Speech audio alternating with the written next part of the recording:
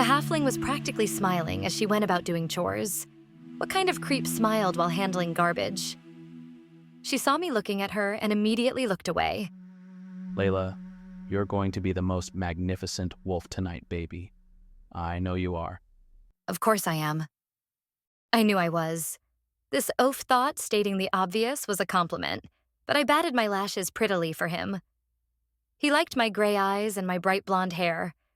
It was not so common in our pack, as most had darker features. My mother came to the Black Wolf pack from the Blue Moon pack, whose origins had more Anglo-Saxon European settlers. I stood out in our pack, so I used it to my advantage. Naturally, I had been queen bee in school, and those who annoyed me were shown their place by force. No one dared defy me. I was their future leader. I smiled and sat on Elliot's lap. He adored me. I had my eyes on him since his wolf came out at 15. By 16, it was clear that he was the strongest wolf, if a bit uncoordinated, and, let's be honest, a bit on the short side of smart. But I gambled that he would be an alpha candidate, not to mention easy to manipulate. He'd fall for me, and when he became alpha, I would be Luna of the pack. And I was right. It was beyond easy to get him to fall for me. He was licking out of my hand like I was his savior. My plan was going perfectly. What I didn't count on was Reed. He was always quiet. A bit on the scrawny side for a werewolf until he wolfed out at 16. Even then, he wasn't as big-boned and bulky as the other male wolves. His muscles were toned, but not bulging.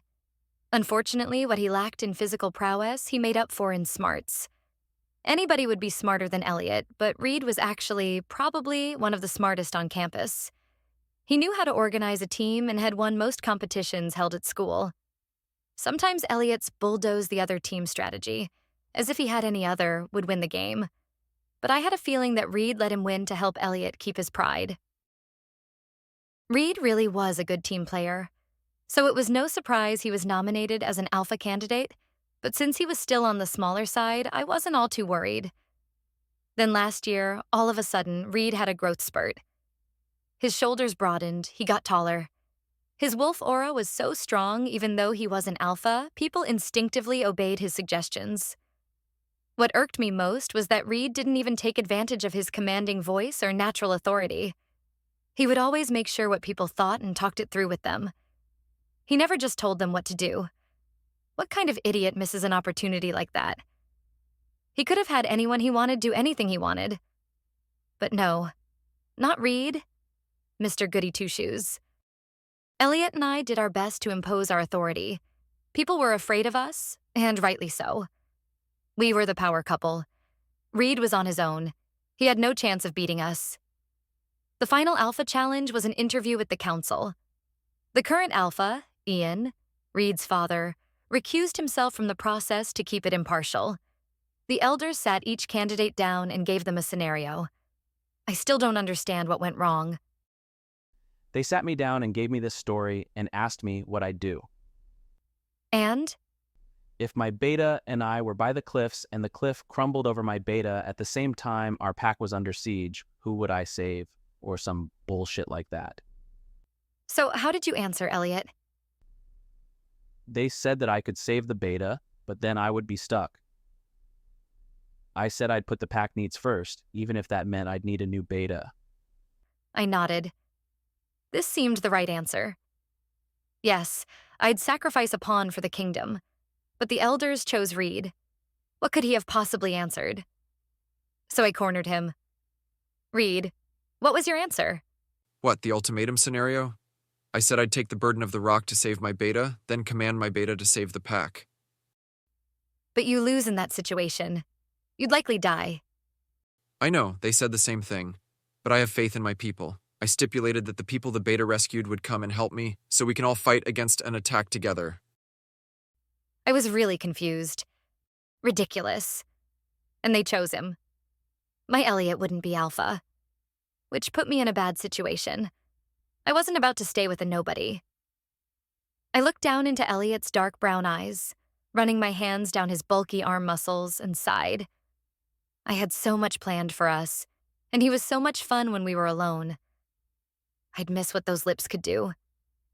Maybe I could still salvage this if I became Beta.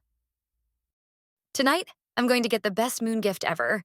Then Reed will make me Beta, and you and I will be like royals around here. Elliot kissed me. I saw the halfling again, to my disgust. She was rushing somewhere with a mop and bucket. Again, she looked happy. I wondered if she thought she'd be part of the ceremony tonight. The disgusting thing was the same age. Maybe she was hoping. Stupid thing. When I became Beta, I'd kick her out. I scanned the room. The dining hall was crowded for breakfast. I could tell there was a heightened energy of excitement for the moon blessing tonight. Many eyes were on me, with admiring looks. Good. Just as I was about to kiss Elliot again, I saw Reed. What was he looking at? I followed his gaze. The halfling just went around the corner out of the hall, and Reed looked relieved. Well, at least we had that in common. Happy that Reed would likely agree to kick out the creepy halfling, I settled into more kisses with Elliot. My inner wolf laughed in my head as I felt nervous about tonight's ceremony. Shush you, I warned her. I finally get to come out and play, Sarah. Let me have my fun. Fun, indeed. I had my reasons to feel nervous, not that anyone else seemed to be. Layla and Elliot were making out in the middle of the dining hall again. I rolled my eyes. Jason, who was usually their third wheel, was off flirting with another girl who was in the ceremony tonight. I huffed in relief as I spotted my bestie. Reed was standing near the alpha table, scanning the hall. Watcha looking for? I asked Reed. Found you. He smiled. I found you, buddy. Don't get cocky. He laughed at my comment. Excited? Kinda. I don't know. What don't you know? I mean, you guys get to become wolves pretty early on. You know, like 15. 16 for me. What are you complaining about anyway?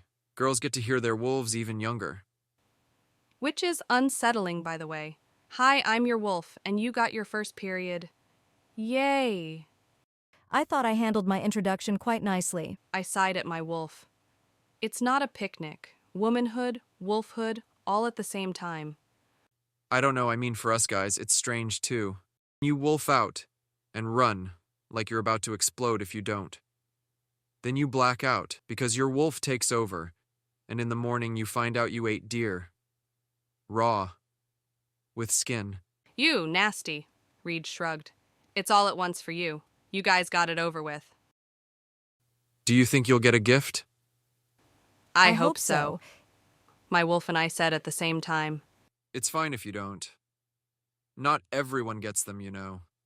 Yes, I know, but leadership level tends to have pretty good odds. Or is it that those with gifts are chosen to be leaders? Reed raised an eyebrow with his chicken or the egg question. We both looked over at Jason. Jason was the first in their class to get a moon gift. It was a rare surprise as he got an elemental gift. He played it cool, but once in his room, he must have tried his gift out because he needed to buy a new bed after he accidentally set it on fire. His room smelled of smoke for months. Well, gift doesn't always mean brains, I sighed. Reed chuckled. Maybe if I'd been 19 longer, I'd feel more prepared. I just turned 19 last month. April 1st, so technically a month and a half. My wolf pointed out. You know what the doctor said the day you were born? I rolled my eyes. Here it comes. What? I asked, even though I knew. April Fools. Ha ha. I nudged him. You know I only allow you to say that stupid joke because I love you, right? Dork? Love you too, dope. I am dope, I flexed confidently. We laughed. Is it strange that I'm nervous about becoming a full wolf? I'm used to the werewolf part. You know, the claws, the glowing eyes, the teeth. Hair all over your body. This isn't Hollywood. We don't look like Sasquatch on steroids. No, that's just you. Not me, Layla.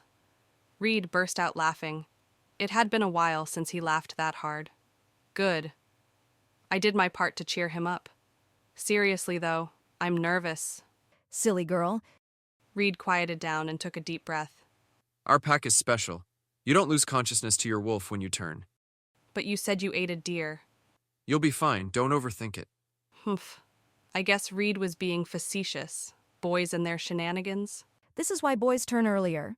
They need time to get all the shenanigans out of their system before they find their mate. Although I find most boys are unable to be completely shenanigan-free. Also true. You two, And true again. I don't know if I can let her take over my body, you'd better. she growled. There's no pain. It's just like sighing. You sigh, and you're a wolf. It's the most natural thing. You've got nothing to be nervous about. What else is bothering you? I fidgeted. I heard... Well, Layla said something about being naked. Reed gave a goofy grin. The problem is? I didn't want to say. I shook my head. Don't worry. There's ceremonial robes. You're naked for a minute, then you'll be in a fur coat. My wolf and I had to laugh at that. So, what's on your mind? I asked him. His focus had suddenly shifted back to something in the room. I couldn't tell what he was looking at, as the room was filled with young werewolves and the Omegas clearing dishes. The halfling was rushing back to the kitchen with a bucket. Nothing out of the ordinary. Nothing much. It just smells really good in here. Did you eat? Yeah, earlier. I think I'm gonna go for a jog. Wanna come? Yes. I immediately pulled my brown curls into a ponytail. I loved running. All my worries seemed to resolve itself with the left, right rhythm of my feet. Add the fresh air and breeze, nothing was better. I was built more sporty than the other she-wolves, who were strong size 12s with curvy hips. Those hourglass and pear-shaped figures were always enviable to me. Sadly, my figure was more straight and less curved. I at least was as tall as them. Not like the halfling who was stuck at 5'4". I was a proper 5'10", despite the fact that standing next to Reed made me feel tiny. He was 6 foot something. He liked to lord it over me how much taller he was, since for a year in 5th grade I was taller, and he hated it. Sometimes I liked to go shopping in town to remind myself I was tall as I walked among shorter humans. Not that I'd ever tell Reed about it. We jogged in silence for a while, but Reed spoke up as we passed the waterfall along the forest trail. So this naked thing, you worried about your looks? No, why would I be? I'm sexy as hell, I boasted, despite my insecurities. No, I'm worried the she-wolves will take one look at my sexy body and lose their minds. It'll be a frenzy, very dangerous, I insisted. So it's because Celeste will be there. I glared at him. No. It sounded too sulky. He knew it meant yes. It doesn't matter. Celeste found her mate. Or her mate found her. Whatever they say it is. You know they're just saying that, right? They're not really moonbound. Reed said softly. I know. I mean, moonbound mates are fairy tales. Still, she's done with me. If she needs an excuse to end things, whatever. I'm over it. I tried to sound suave. Celeste was my girlfriend for almost 4 months. She told me she wasn't sure about her sexuality, but she was open to dating me. I guess her exploration was over. She told me that she just didn't feel comfortable moving forward with the relationship. At least she was honest in the end. I just wished she didn't have to use me to figure it out. Seeing her with Elliot's cousin, what's his name, wasn't easy. But what was worse was how she avoided me because she was embarrassed of what we had. A relationship I thought was real. Stupid me. Live and learn. Still, seeing her naked, I'll just avert my eyes. Don't worry about it. I never liked her anyway.